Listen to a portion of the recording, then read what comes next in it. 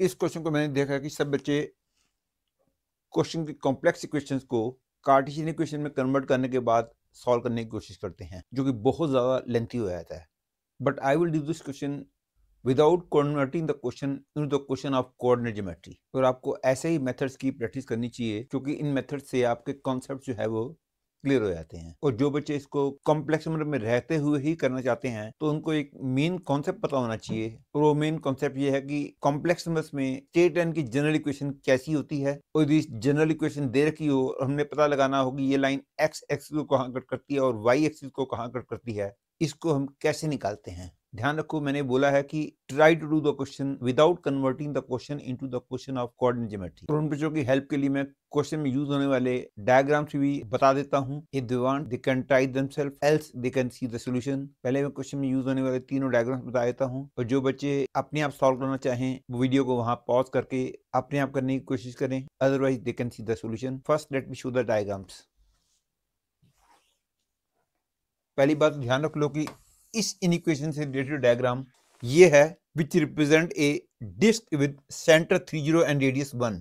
Disc इसलिए बोला क्योंकि interior points also satisfy the inequation this.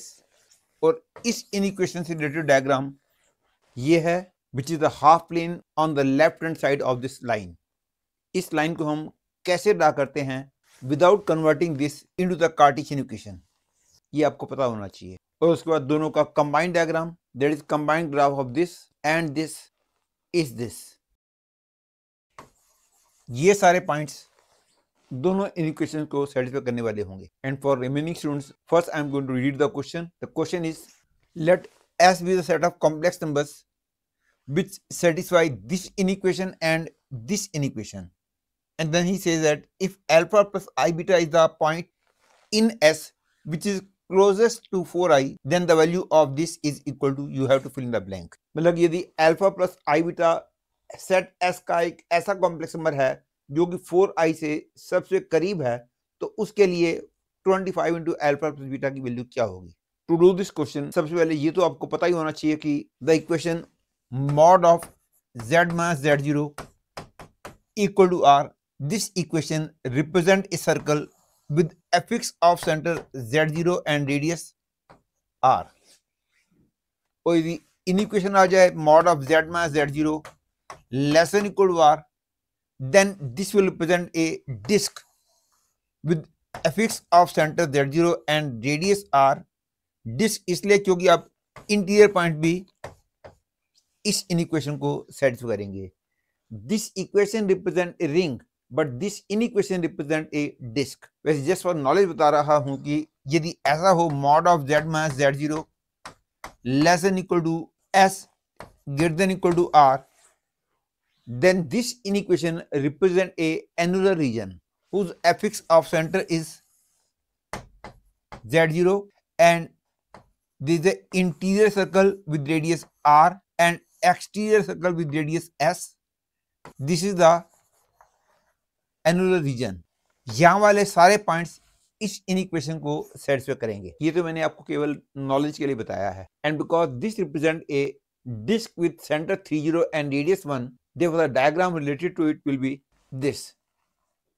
इसका सेंटर 30 है और रेडियस 1 है। अंदर वाले सारे points mod of z minus 3 इस इनइक्वेशन को सेटिस्फाई करेंगे।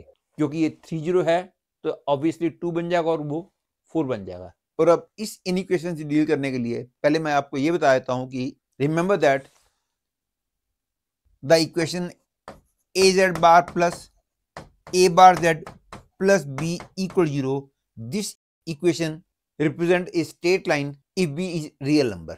और इसका complex slope minus a upon a बार होता है। वैसे इस कॉम्प्लेक्स स्लोप की यहाँ जरूरत नहीं है, लेकिन यू शुड नो इट।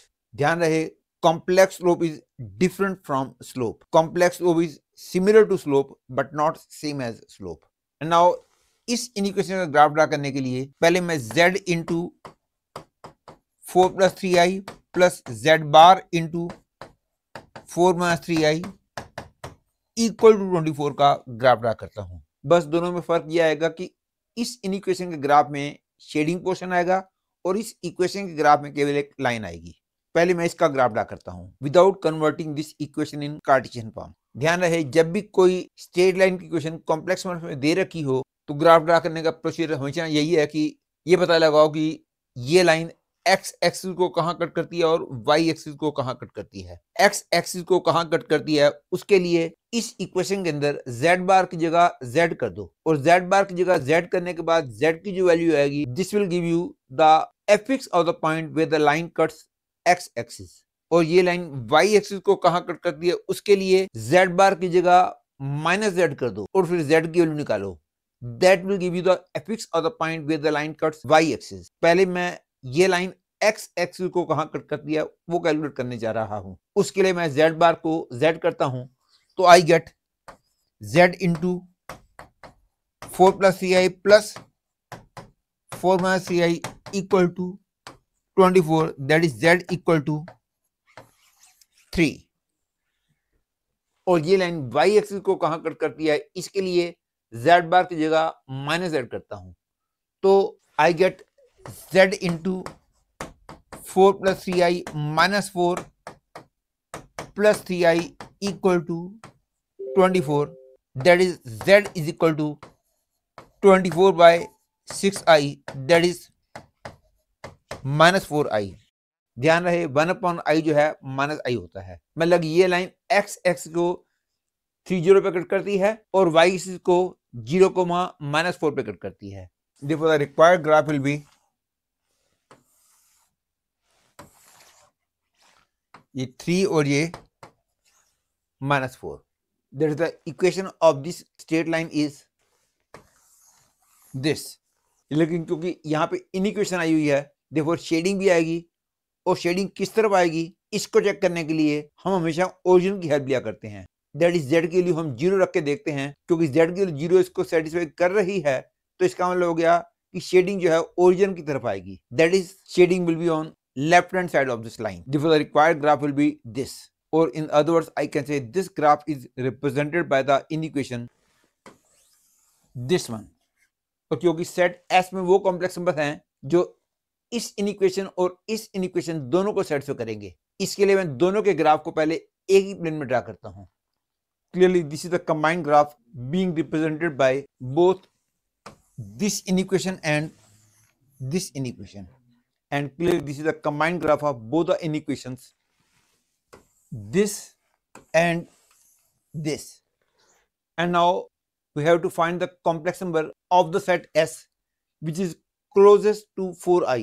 और ये भी क्लियर है कि ये है वो पॉइंट्स जो दोनों इनइक्वेशंस को सेटिस्फाई करेंगे। That is this is the set of points of the set S। और इन सारे कॉम्प्लेक्स नंबर्स में से हमने वो वाला पॉइंट निकालना है जो कि 4 आयोटा से सबसे करीब हो। और ये तो हमको पता ही है कि कोई सर्कल दे रखा हो और बाहर एक पॉइंट P दे रखा हो और हमने सर्कल का वो वाला पॉइंट पता लगाना हो जो इसके सबसे करीब है, तो हम P पॉइंट को हमेशा सेंटर से ज्वाइन कर देते हैं।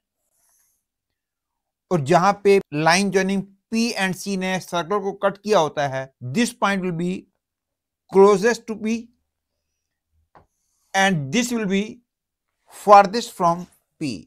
ये बात आपको पता होगी और उसको मैं यूज करने जा रहा हूं।